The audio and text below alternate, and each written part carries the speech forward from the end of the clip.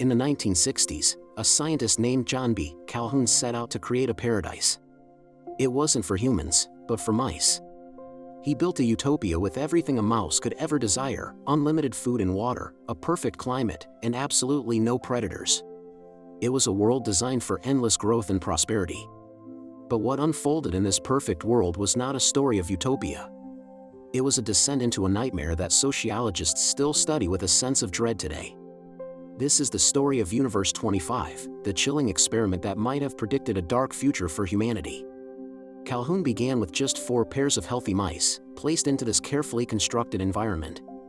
The enclosure was a large, multi-level space, capable of comfortably housing thousands of individuals. In human terms, it was like giving a few families an entire city with an infinite supply of resources. Initially, things went exactly as expected. The mice adapted quickly to their new home, exploring the territory and enjoying the abundance. This was Phase A, the period of initial settlement. Soon, they began to reproduce, and the population started to grow exponentially. This was Phase B, the exploitation phase. The population was doubling roughly every 55 days. Life was good. There was no struggle for survival. No competition for food or nesting space. It was a golden age for the mice of Universe 25. As the population grew, social structures began to form. The mice established territories and hierarchies, just as they would in the wild. But this peaceful order was not destined to last. The first signs of trouble appeared as the population approached 620. The enclosure was still far from full, with plenty of food and physical space for everyone. However, the social space began to shrink. The mice were encountering each other far more frequently than they would in a natural environment. The constant social interactions started to take a toll. This marked the beginning of Phase C, the stagnation phase. The population growth slowed dramatically, even though there was still ample room for thousands more.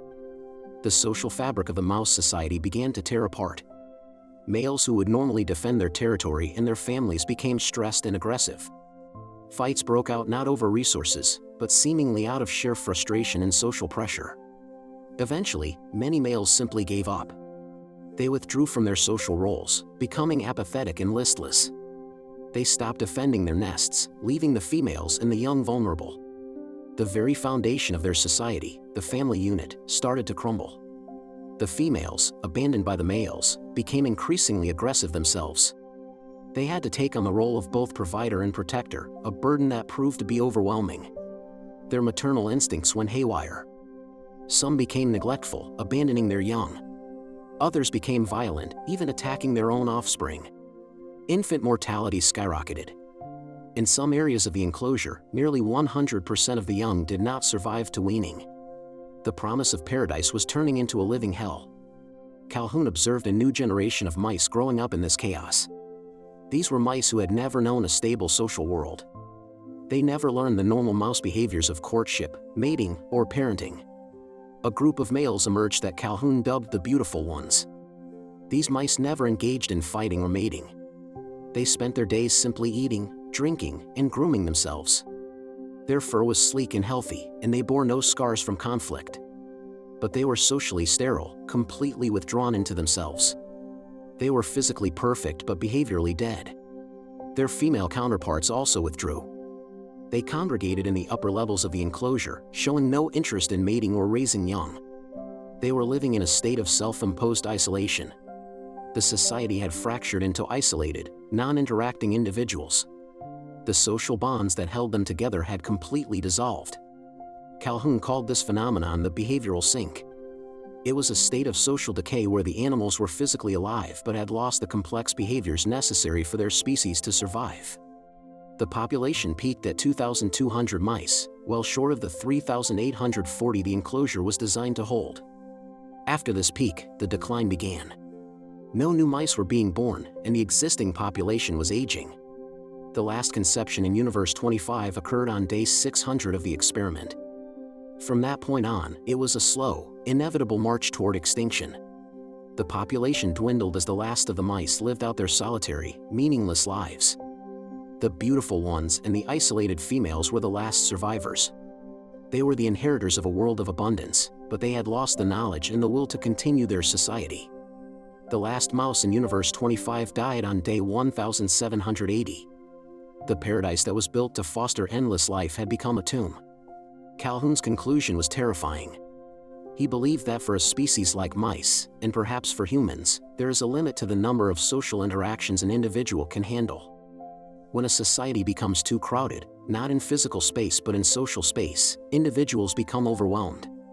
This leads to a breakdown of social roles and a retreat into psychological isolation. The behavioral sink wasn't a result of a lack of resources. It was a consequence of the breakdown of social order, a kind of spiritual death. The mice had everything they needed to live, but they lost what they needed to live for. Purpose, connection, and social function all vanished. The parallels to modern human society are hard to ignore. We live in increasingly crowded urban environments, connected digitally but often feeling more isolated than ever. Are we seeing our own version of the beautiful ones? People who retreat from social responsibility and connection, focusing only on their own passive existence? Are we witnessing a decline in meaningful social roles and a rise in anxiety and apathy, just as the mice did in Universe 25? Calhoun's experiment serves as a stark warning. A utopia of material abundance does not guarantee a healthy or sustainable society. Without purpose, without meaningful social roles, and without the challenges that forge strong communities, a society can rot from the inside out, even when its belly is full. The story of Universe 25 is a chilling reminder that the most critical resources for any society might not be food or water, but connection, purpose, and a shared social fabric. What do you think? Was this a prophecy for humanity, or just a flawed animal study? Let me know in the comments. And for more deep dives into the concepts that shape our world, be sure to follow Infinite Union.